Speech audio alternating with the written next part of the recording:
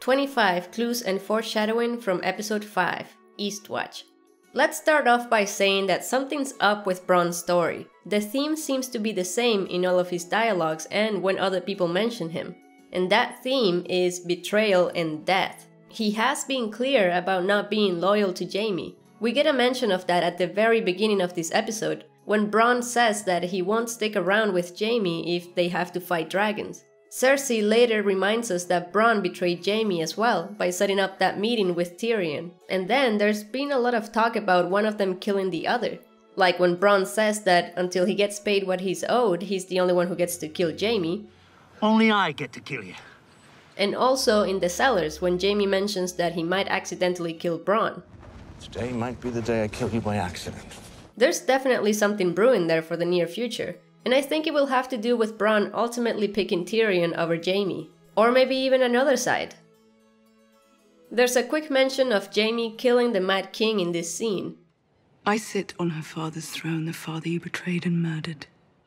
Probably another reminder for the audience of what happened in the past, because history will repeat itself.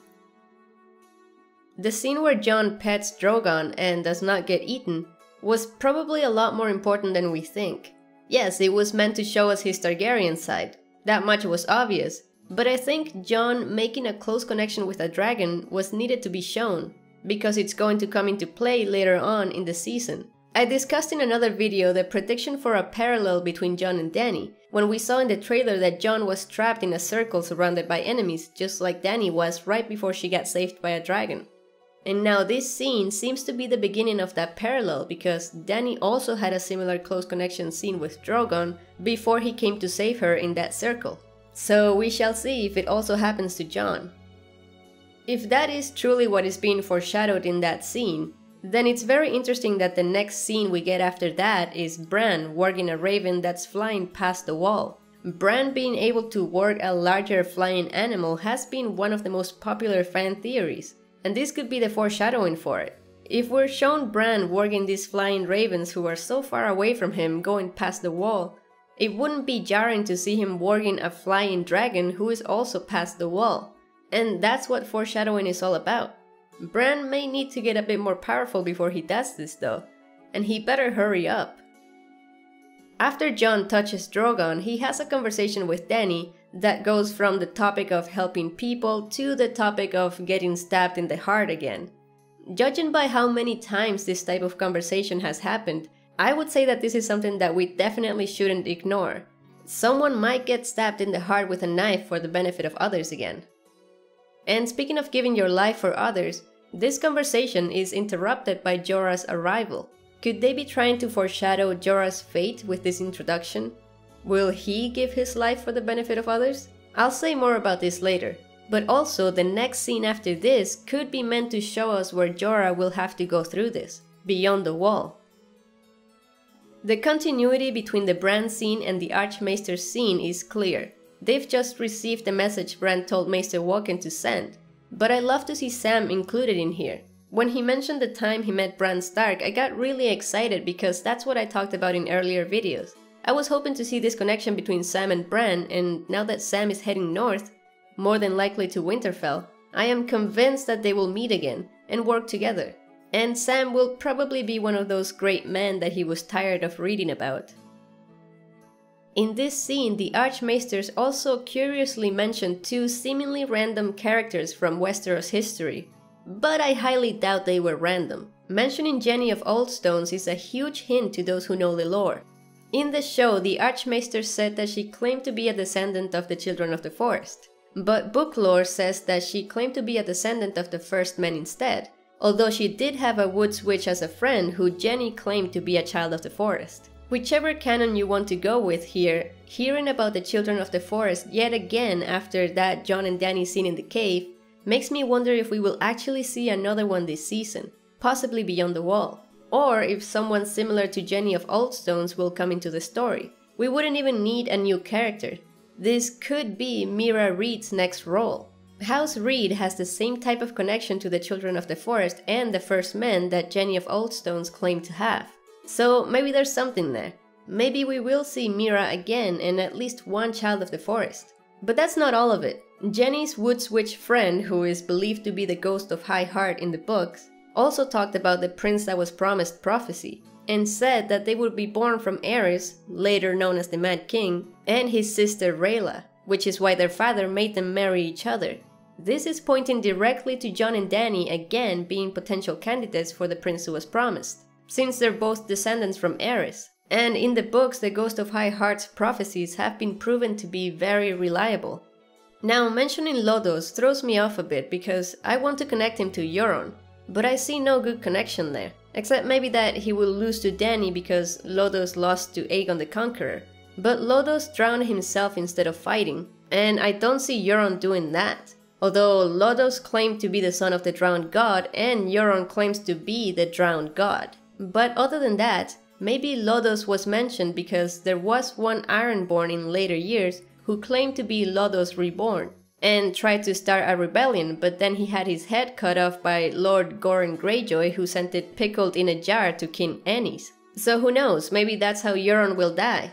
There has been talk of severed heads in his dialogue, so there's that. But maybe Lodos was simply mentioned because he was a prophet, and the writers wanted to emphasize prophecy in this scene. We will see what happens later. In this scene, we get a callback to the earlier mention of being kind to strangers so they can be kind to you. Jon hasn't been kind in some ways, like refusing to bend the knee, but he explains that he was kind by trusting Dany, trusting that she wouldn't cut his head off or feed him to her dragons, trusting that she's kind. Jon asks Dany to put her trust in him now, and I think we will see the final payoff from this lesson later on, when Dany does an act of kindness back to Jon. The scene between Sansa and Arya bothered me as much as the next person, but I think there may be some hints here. These are Mother and Father's chambers. You always liked nice things. Maybe Sansa wanting nice things will come into play later on, possibly in Season 8. It could be a red herring foreshadowing though, because she did offer that room to Jon before she took it, so she should be over that need for nice things, but we'll see. I just hope it all makes sense and doesn't feel out of place like this scene. Like, seriously though, what the hell is wrong with Arya? There's been quite a bit of callbacks to Wildfire and what happened at the Sept of Baelor throughout this whole season. In this episode, it was Davos who mentions the Wildfire, and then Sam and Gilly who talk about the Sept. And like I've said before, it feels like a constant reminder of what Cersei has done, because she will likely do it again. Tyrion being a Targaryen is a delicate subject since the fandom is very 50-50 with it. And we also have the fact that in the books it makes more sense for Cersei and Jaime to be the secret children of Aerys. But since it's clear now that the show has no regards left for book canon and they can make up anything they want, I am thinking they want Tyrion to be the Targaryen because I see a ton of hints for it everywhere. Now remember that I don't think this is meant for each dragon to have a rider. I have said before that I doubt there will be an official reveal for Tyrion because I don't see a need for it. But I do think they want to give us enough hints to leave it ambiguous and please both sides of the fandom. I always thought that Tyrion releasing the dragons without getting eaten was a huge hint, and that got reinforced in this episode for me when Jon had a similar scene with Drogon. But what I really wanted to point out here is that if they do want Tyrion to be a Targaryen in the show, there was a double meaning sentence in this scene when Tyrion says, "He was going to execute me. He knew I was innocent. He didn't hate me because of anything I did. He hated me because of what I am. A little monster sent to punish him."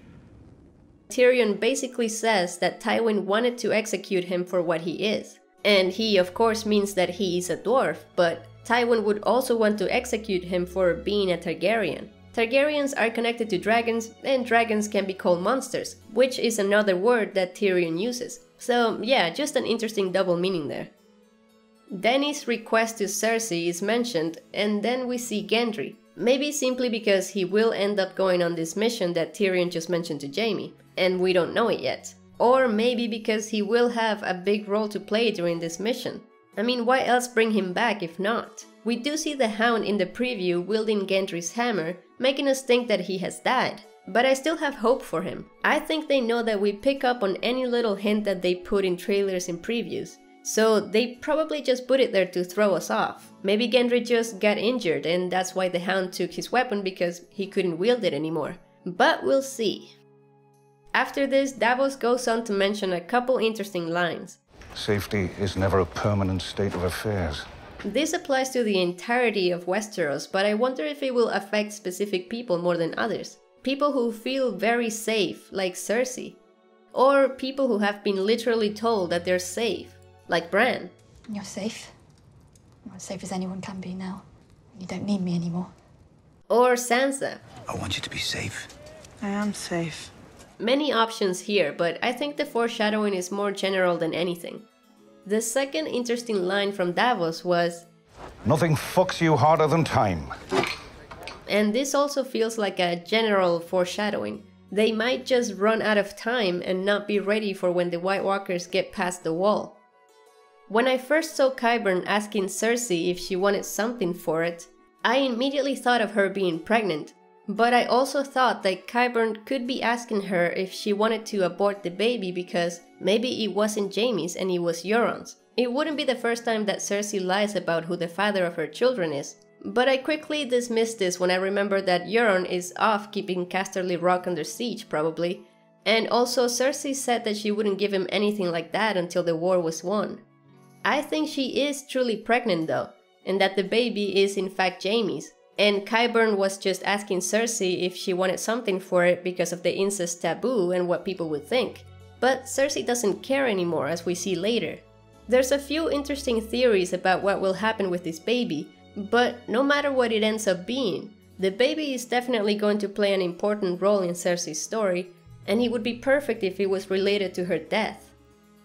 Cersei talks about fighting Dany like Tywin would, and basically confirms what I've been seeing foreshadowed ever since the very first episode. Cersei will probably let Dany come to King's Landing and set up a trap for her, Red Wedding style. But I'm not too sure that she will succeed at this. Never betray me again. Cersei asking Jaime not to betray her again is another foreshadowing that she will get betrayed.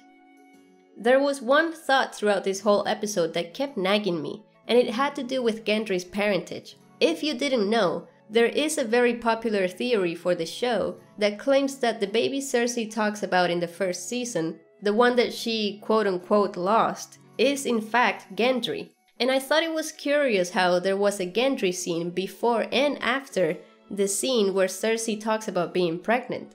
Then there's also a curious emphasis on Gendry being a bastard. Davos mentions it quickly, which is not too suspicious, but then Gendry says it in a different way. I'm Robert Baratheon's son. He says he's Robert's son, and it's only after that when he clarifies that he's his bastard son. Bastard son. It's just a very suspicious way to make him say it. Like they're trying to emphasize it for some reason. And it's interesting when you remember that they did the same thing with Jon. Lots of emphasis on him being a bastard when he secretly isn't. And this scene is clearly showing us how much these two guys have in common. So why not have their legitimacy be a secret for both of them as well? I think it would be great. Right after Jon talks about having brought a White into Castle Black from beyond the wall, The first White I ever saw was brought into Castle Black from beyond the wall. we're shown Jorah. And he's also the first to speak after Varys asks how do you propose to find one. How do you propose to find one? With the Queen's permission, I'll go north and take one. Are they trying to tell us that he will be the dead soldier that they bring back? I think all of this is very suspicious. We then see Tyrion giving Jorah a coin and telling him to bring it back because their queen needs him. And you could say that what Dany needs right now is a dead soldier to be brought back. So this scene worries me a lot. And Jorah also remembers that the coin was supposed to last them their entire life. So what if it's true, and his life ends when he still has the coin? I think this whole episode had a lot of clues that something big is coming for Jorah. First, his introduction was a hint that he may give his life for the benefit of others, and that would make sense now that we know he's going on this mission beyond the wall. Then the scene where they discussed the mission had a lot of hints, then Tyrion giving him the coin, then the way that Dany mentions being used to saying goodbye to him, then Jorah looking back before he leaves. Tons of hints that something is going on here, and I don't think it's anything good. In this scene, Gilly answered one of the biggest questions that we all had. Rhaegar did marry Lyanna after all, so Jon is a legitimate Targaryen. But what you may have missed here is the irony of what Sam was complaining about. Right after Gilly says this, Sam goes on a rant about the Maesters making him go through these useless books, when the secret to defeating the Night King is probably on some dusty shelf somewhere completely ignored. And then he mentions the book Gilly is reading again. They are telling us that Sam has already found this secret that he's looking for. Whatever it is, it has to do with Jon being a legitimate Targaryen. And I believe that this is connected to the earlier scene where the Archmaesters mention Jenny of Oldstones, who is connected to the prince that was promised prophecy. Davos staying behind was another fact emphasized by the dialogue. I'll be staying behind. I'm a liability out there, as you well know. You are. I would say that this will come in handy later on. The fact that Davos is not coming will be important and beneficial for everyone in some way later. In this scene, they seem to be connecting Beric's line to Jon, because the camera suspiciously focuses on him right after Beric says it. Here we all are, at the edge of the world, at the same moment, heading in the same direction for the same reason. So they're all heading in the same direction for the same reason, and that reason has to do with Jon, whether they know it or not. Whether we know it or not. Is this another hint that Jon is the key to defeating the Night King like we saw in Sam's scene? Or are they trying to tell us that the thing Beric and Jon have in common, being brought back from the dead, will play a big role later? Whatever it is, there is something here.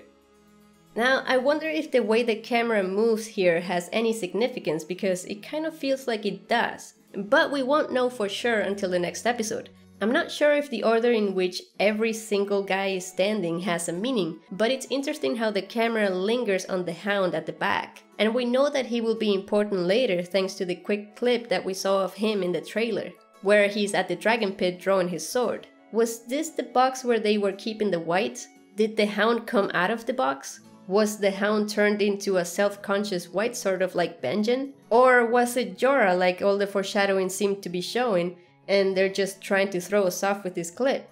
There's too many questions here and we'll just have to wait for it. But I will mention that for some reason, this shot makes me think of the Trojan horse, the one that was used to enter and take over the city of Troy. Maybe the writers had something similar in mind for what will happen in King's Landing, and this box will be the horse. It's only a gut feeling though.